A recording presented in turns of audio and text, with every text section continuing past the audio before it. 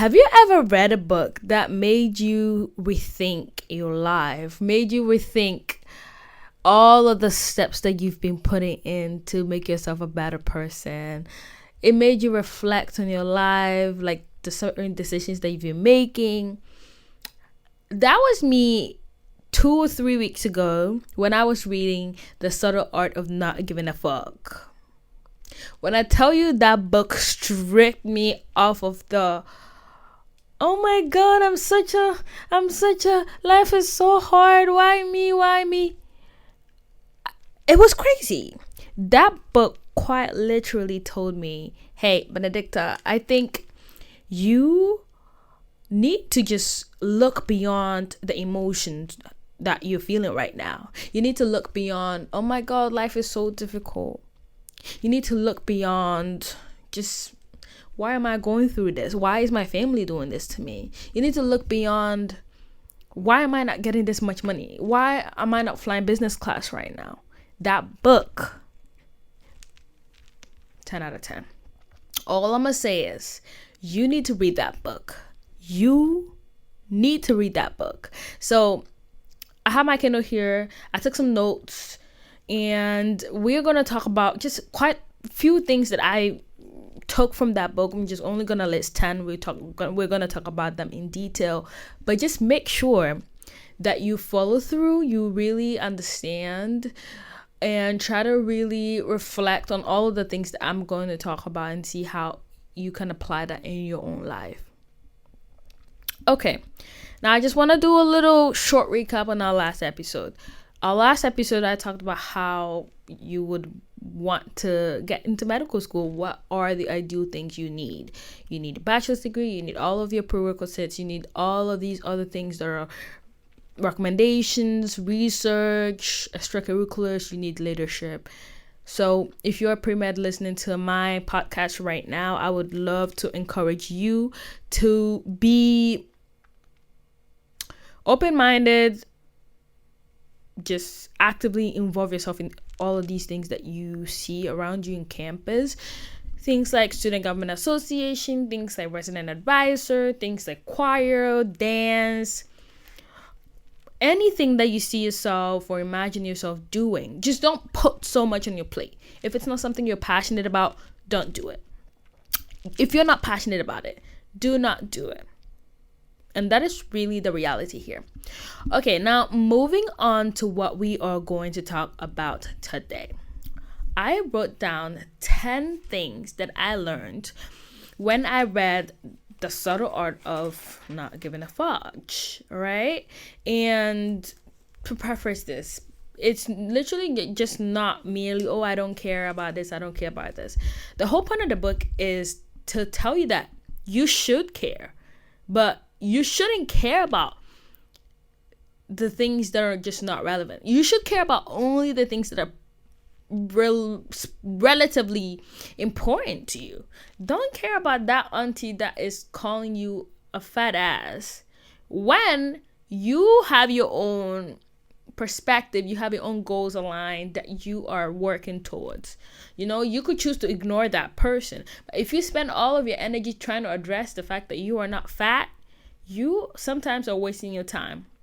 So the book, yes, it's saying The Subtle Art of Not Giving a Fuck. It doesn't mean that you wouldn't give a single fuck at all. It just means that you are going to quite literally pick and choose the things to expend your energy on, which would be the things that you care about, which would be the things that will help make you grow, which would be the things that will align with your values, with your dreams, with all of these things that you've planned for yourself in the future. So that is just me prefacing this to you before I get into this. But the very first point that I would like to talk about is the fact that they mentioned how the more desperately you want to be rich, you know, or the more eager you just want to fly that business class, that's how much you're gonna feel unworthy the more you keep on getting that feeling, because it's like, oh my God, I want to get money so bad, oh my God, I want to fly business class so bad. Because you will get that money. Let's say you get that money, you wouldn't be satisfied. You would not be grateful, because it's like, oh yeah, I wanted this money, and now what?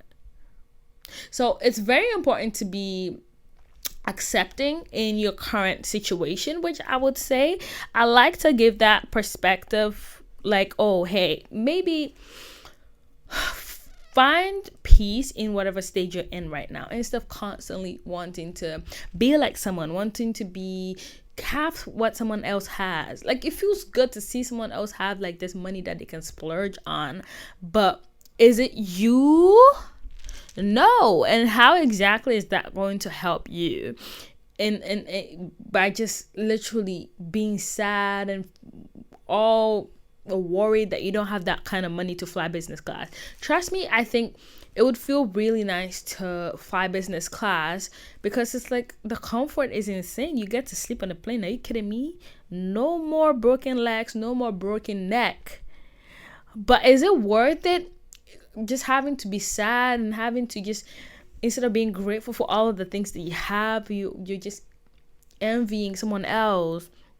Meanwhile, there's someone sitting somewhere that has never flown before. They've never sat on a plane before. Who are you to just, instead of being grateful for the position that you're in, you're out here trying to make someone else feel bad, or trying to make yourself feel bad for not even having that kind of money. Another thing too, are you prepared enough to even be able to sustain that kind of money? Because I saw a video on TikTok that was very enlightened, because he's like, if you have an empty cup, you hold it.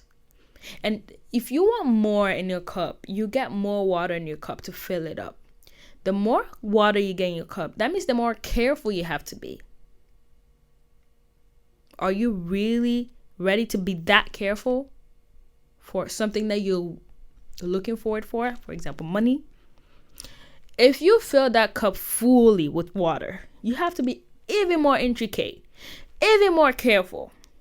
Are you ready? Do you have that capability to be that extra careful with managing your money, with being grateful for all the things that you've done, without spilling that water, messing every single thing around you up with that water? Because if you don't hold it carefully, you're gonna wiggle. Eventually, you will drop that water and you lose all of the things that you prayed for. So, point is, when you pray for something or when you wish for something, you need to be ready to be able to sustain that life. Sometimes I wish I was like, a really good influencer, an influencer that's just like booming, and it's like, yes, that lifestyle would be nice, but am I ready to be able to have all of these stress of having to submit like 3 or 4 or 5 videos a day to brands for campaigns, and to all of these things having to edit? Yes, you may have an assistant, but it's still quite tedious to do certain things. You know what I'm saying? Like, it's not an easy feat.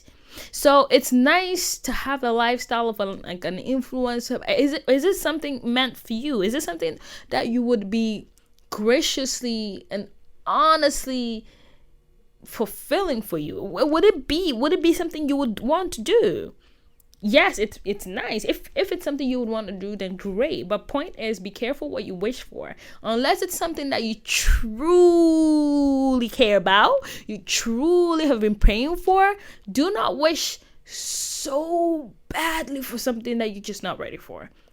And a lot of people say this. If you're praying for something, just make sure you're ready for that. Because if God gives it to you right now, you need to be able to take care of it. You need to be able to say, hey, God, thank you so much for providing me this job. Now I'm able to just carefully sustain this job for my liking and for your glory. Because if you can't, just don't pray for a better job. Don't pray for more money. It's like, if you are currently making $50, and you can't even give tithe of $5, what makes you think God is gonna give you $500? I'm listening, because a lot of the times we are lying to ourselves. I feel like it's just a lot of delusions. There are good delusions, there are some terrible delusions that people just wanna just give themselves, to put themselves through that, because God is not stupid. Like, He will not put us in a situation that we are not ready for.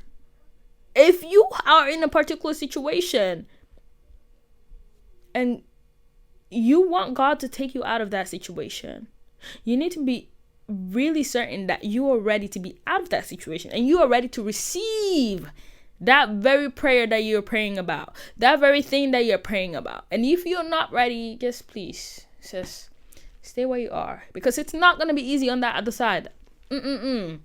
No, it's not going to be easy. And it's something that I really want you to understand and acknowledge that it simply isn't. All right. Let's move on, because if not, we'll spend like 10 minutes on this topic. The second one is avoidance of suffering is a form of suffering, right? If you avoid, the thought of going to the gym, you don't want to go to the gym, you don't want to work out because you're going to suffer, right? You're going to do 3 reps of lunges. You're going to do 3 reps of these dumbbells, having to pick 20 pounds. It's hard. But if you avoid that set suffering, what are you going to gain? You're not going to get any benefit. Yes, you get the luxury of time. You probably get the luxury of relaxation. But then you suffer because now you have weaker muscles. Now you have weaker ability to even do the most simplest things. When you get to 80 years old, you can't even lift a finger. You can't even lift your foot. You can't even lift your leg. So when you're avoiding suffering today, you are going to suffer. And now it's all about picking and choosing your heart. Pick and choose the type of suffering you want to endure. Not simply just because, I just don't think I'm in this stage of my life. I don't think I'm this. I don't think I'm that. No, you are that. You will be if you set your mind. You need to have a good mindset for all of these things that you plan to do with your life. And don't ever think you want to avoid suffering, because in this life, every single thing involves some kind of suffering. But is it worth your time? And is it worth the benefit that you will be getting? That should be the question that you ask yourself. Try not to avoid suffering, because avoiding suffering leads you to suffer. Next point.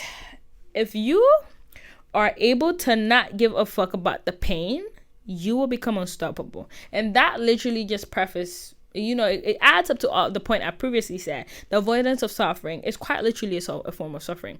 If you're able to not care about the pain that you're going through, the suffering that you're going through, then you will not suffer. You're not going to suffer because you are going through this pain, but you are somehow choosing to bypass this pain that you're feeling. And that will allow you to be unstoppable in every phase of your life. I always use the gym as an example, right? If you are lifting 50 pounds, you're doing a squat, and you happen to feel this immense pain in your glutes, immense pain in your hamstrings, but you tend to tell yourself, hey, I'm going through this pain, but I'm also acknowledging that this pain is what's going to give me the strength to be able to move, to be able to do the things that I want in the future. And that is what will make you unstoppable. And it also not only makes you unstoppable in just all of these other areas of your life, it helps you build the mental fortitude for anything that comes your way. You're struggling, finances is not working well, you know that you can get through the hard stuff in order to get through the easier stuff.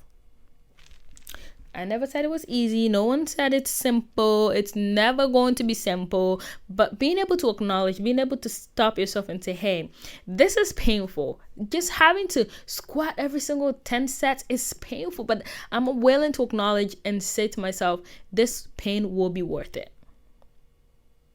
And that leads to another point that I wrote down, which is later in my notes, saying that pain serves a purpose. So it builds up, right? If you avoid suffering, you are going to suffer. But if you acknowledge that pain in that suffering, you will be unstoppable.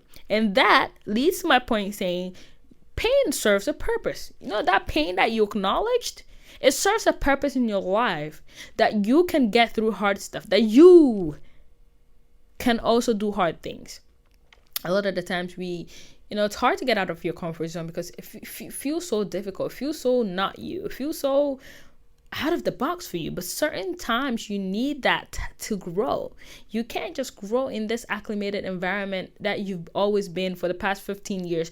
You need to change your environment. You need to change the place that you feel most comfortable in. You need to add a little bit of pressure to wherever you're going through. Every single time you need to push yourself a little bit more. Even when working out, if you're doing 10 sets, try to add 2 on top of it, because that extra 2 quite literally will push you to your limit, because you're able to do that extra 2. It also teaches you a lot, and that is even where the most important gains come from. Not that 10 that you did. It's important. In order to get to that extra 2, you had to do the 10. But you also need to understand that being able to move past the set limit that you set for yourself pushes you to an uncomfortable situation. And if you're able to endure that, even better. You got this. Even better. Next point.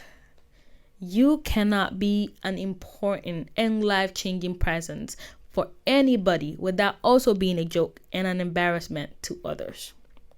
Now, this goes to show for the people that are willing to do something. And that something usually involves having to put yourself out there, having to show your hand and be like, hey, this is me. I'm trying to start a business. Hey, this is me. I'm trying to start some content. Hey, this is me. I'm trying to, sell something, right? First of all, you need a story to tell.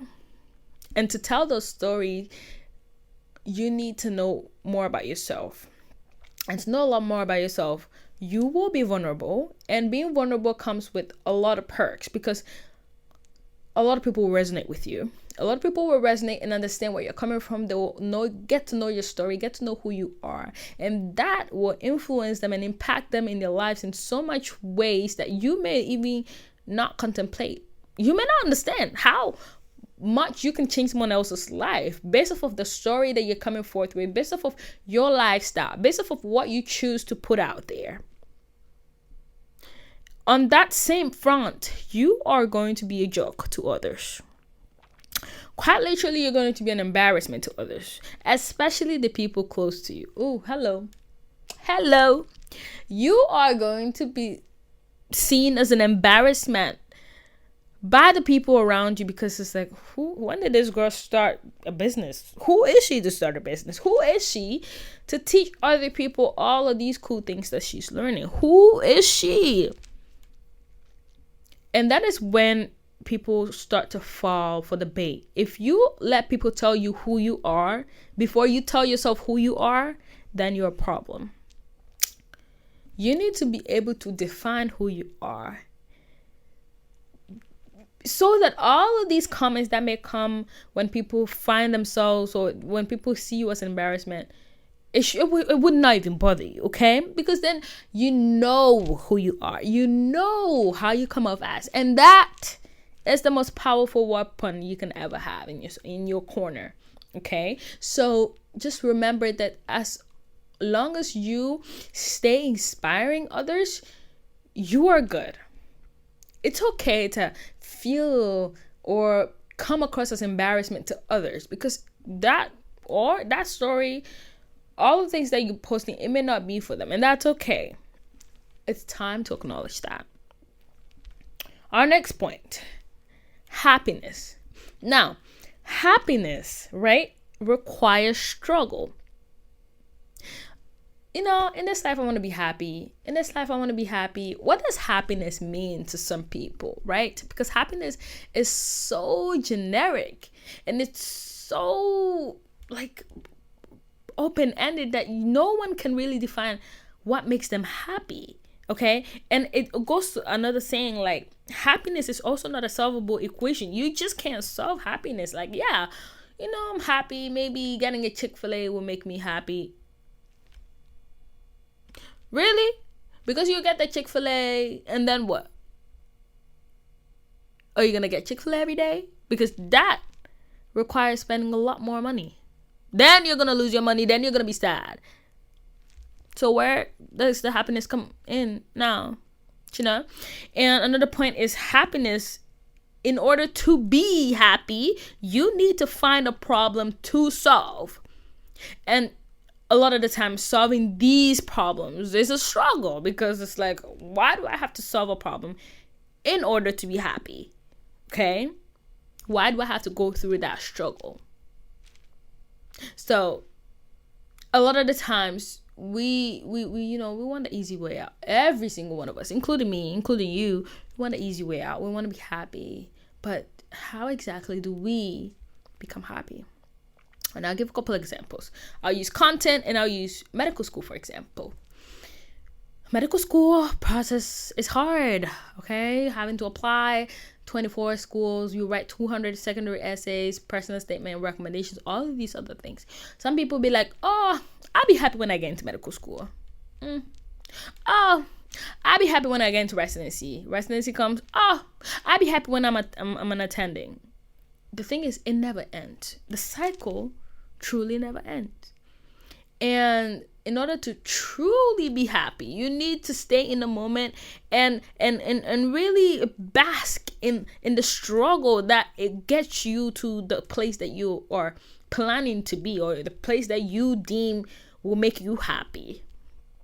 All right? Like, enjoying undergrad as far as you can, enjoying medical school as much as you can, enjoying residency as much as you can, finding all these things that would make you happy. It's far better than just saying, hey, when I finish this, then I can be happy, then I can do all of the things that I love. Wrong answer. Okay? It's always important to identify something that you enjoy, solve a problem that you enjoy, and that includes maybe, I want to work out. I want a better physical health, Solving that problem of being fat or being,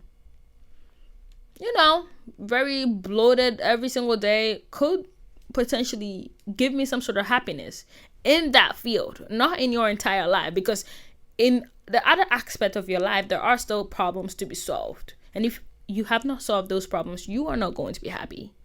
Just won't happen. It won't happen. So it's very important to be candid with yourself when you sit down and think, what are these things that I want to do to make me happy? What are some problems, good problems that I want to solve that in turn will make me the happiest person on earth? That's a question for you. Next point. You don't want to hope for a life without problems. Instead, hope for a life full of good problems. Life is full of problems. Not sure how you want to see it, but life is truly full of problems. You don't work out, you're going to get fat. You're going to get weak bones. You're going to just get weak in general. You work out, it's painful. You come out of the gym after a leg day, you can't walk the next day. That is a problem, because how do you get to work? How do you walk seamlessly? Right? Both of these things that I just described are problems for you to solve. But guess what? There is one good problem and there is one bad problem. Rather get fat and weak with weak bones, or get snatched, sore legs, good physical health. Which one would you pick? I would pick the good problem. I'm not sure about you. But the whole point is, you want to pick a problem that you enjoy solving. That is a good problem. Even if you don't enjoy solving it, when you complete solving that problem, you get better. And on the other side, you are a new, better, improved person. Okay, let's use money for an example. You work, you have this amount of money, right? Do you want to save money, or do you want to just use all of your money to travel? The first point is saving your money. be frugal. Like, don't spend a single dime. Problem is, you may not experience a lot of all of these things, but then you save your money. If you travel a lot, or you frequently, or just often, like I do, I wouldn't call myself a frequent flyer really, but if you like experiences a lot, and you do that, the problem is you risk not saving your money much, because then the money is used to travel. Now, pick the problem that you like to solve. You can do a little bit of both, save your money and still travel, but regardless, at certain points, traveling will eat into your savings. Now, it's all about you picking and choosing the problems that work best for you. Okay? All right. Now, next point, we are going to talk about how it is important to have a call to action to negative emotions. And this is very difficult sometimes to do, because it's like, I'm going through shit. Why do I all of a sudden still have to keep going in and put in action to all of these things that I want to do? Life is crazy. You can be going through all of these things, but you still need to keep going. You still need to act. And this year, I really have come to the conclusion that, I may be going through a lot, but I'm not gonna let it define me. Because I saw a meme saying, "Oh, why should I get sad and worried about having a lot on my plate when the goal is to eat?"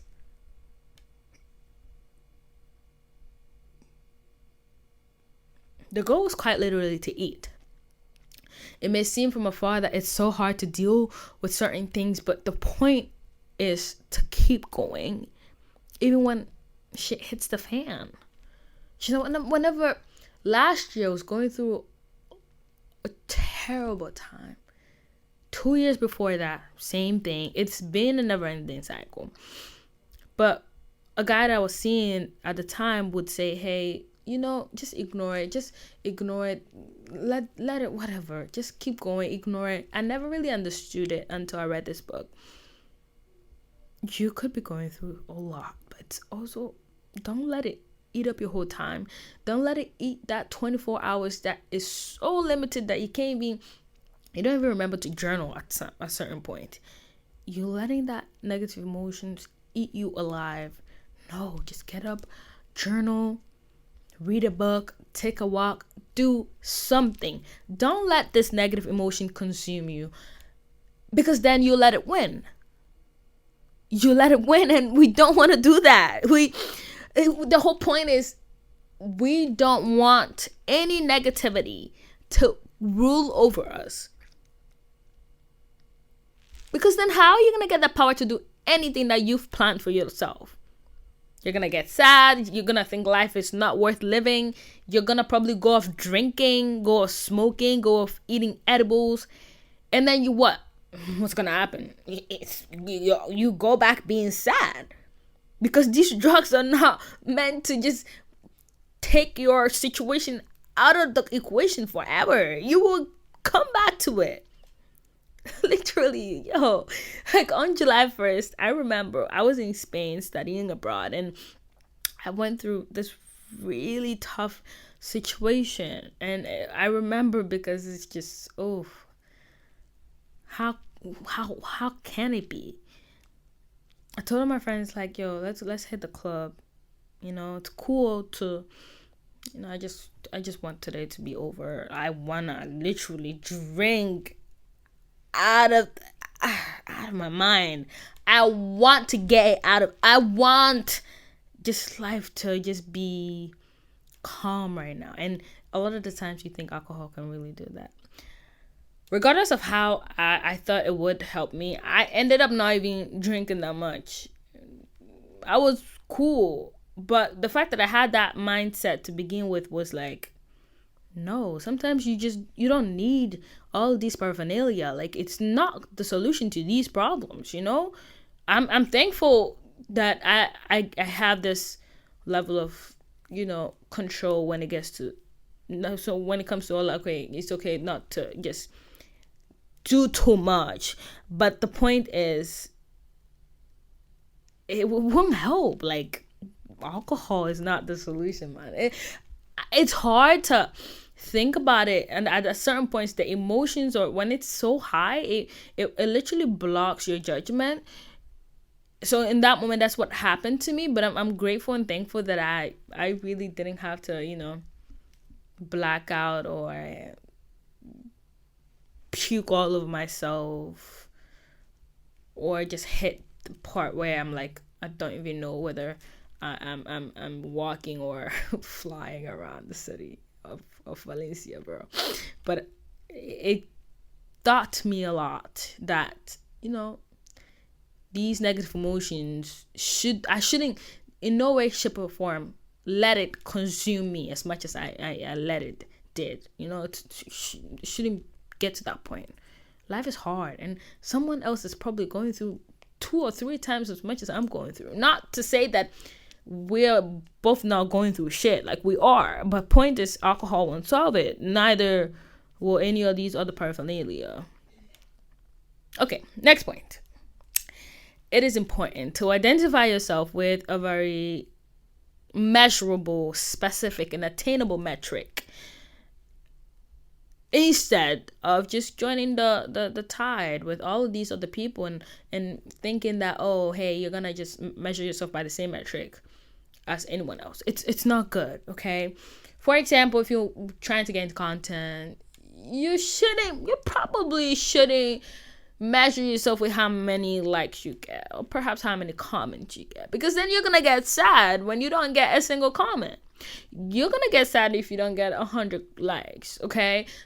If you set yourself up with a metric like, hey, I want to be able to post a video a day that is attainable, that is measurable, and that is sustainable, and that's better, far more better for your mental health than having to get 100 likes on a video. Okay, so it's very important to understand certain things in life that you may not have control of, certain things like the algorithm. So why bother yourself measuring a particular metric like 50 shares, 100 shares, 200 likes on a video? Just try to perfect your craft, put it out, look at those videos, see what could be changed, go from there. It's always so much better than merely defining yourself with metrics that are just, unreasonable and unrealistic. For example, someone could be like 25 Grammy winner nominations. Like, for example, Kendrick Lamar, he has 26 now. He not just nominations, he has won 26 Grammys. If he did not measure his success as a rapper as something like a Grammy nomination, there are many other great rappers that has not gotten 26 Grammys. And if those rappers say, hey, I'm such a failure because I've not received 26 Grammys, no, that's not cool, because then all of a sudden you just feel like a failure, and that's not how things should work. Okay? That's not how things should work at all. You need to acknowledge certain things that, hey, maybe it's just not working because I'm not, analyzing things based off of the right metric. Anyways, next point, responsibility. Higher responsibility means greater power. And what does that mean? It helps you take action. If you're responsible for all of these things, you take responsibility. You take responsibility of your health. You take responsibility of your success on content creation. It gives you more power in all of the things that you want to do. You take responsibility for your health. You will more than likely want to get up earlier in the morning and go work out. Getting up early in the morning, top 10 feeling, you're able to get all of your workouts out of the way in one piece. What better feeling than that? Nothing else. Okay. It's very important to get power. and have power over the things that you do. And to do that, you need to take responsibility for the things that you are doing. It's very important. Responsibility. And the thing is, even if things doesn't go your way, perhaps someone hit your car.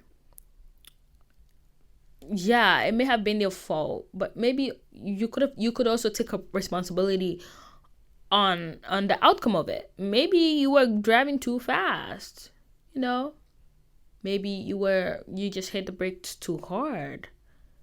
Point is, you don't want to get, instead of just taking things too, I don't know how to say, like too negatively, you try to just turn things around and make things work for you, negative emotions, like I said, family, you could be going through some family stuff, whether it's divorce, separation, anything. You can take responsibility on how that's making you feel, and you can just take action based off of that. So there's that. One last point. Motivation. A lot of people have the perception that they have to wait. I'm just waiting to be motivated to go to the gym. No, you actually have to take action. Go to the gym. Get ready. Then you'll be motivated to keep going. You go to the gym. That's literally the taking action part. That leads you to get motivated to even go to the gym, because you're going to feel good. The endorphins are going to flow through your body. Then you're going to even get more motivated to take more action. So there's this flow chart here. Action, motivation, inspiration, if you want. You take the action, you're more inclined and motivated to keep going. And that in itself leads you to take more action based off of the first action you took, based off of the motivation that aligned with that. So please, this is the last thing that I'm leaving with you. It is important to keep going. Don't wait. Start now. You have an idea, start now. You have a business, start now. You have a whatever plan you've set up for yourself, start now. You're going to the gym, start now. You're working out, start now. You're going to school, start now. Whatever is on your mind, on your heart, start now. Don't wait to be motivated. Don't wait to be inspired. Just do it. Just do it. Because you never know where it will take you. You never know how far it will get you to just start. You never know how much depth you put in yourself and in the thing that you're working on when you just start. Just start. Just start. Just start. Okay, I'll leave you out with this. You are wonderfully made. You are fearfully and wonderfully made. Therefore, let nothing stop you from pursuing your goals, pursuing your dreams, and all of the things that comes with it. Thank you so much for listening to my podcast. I'm Benedicta, the host of My Planet Self. If you're new here, welcome. If you are not new here, thank you so much for continuously supporting me.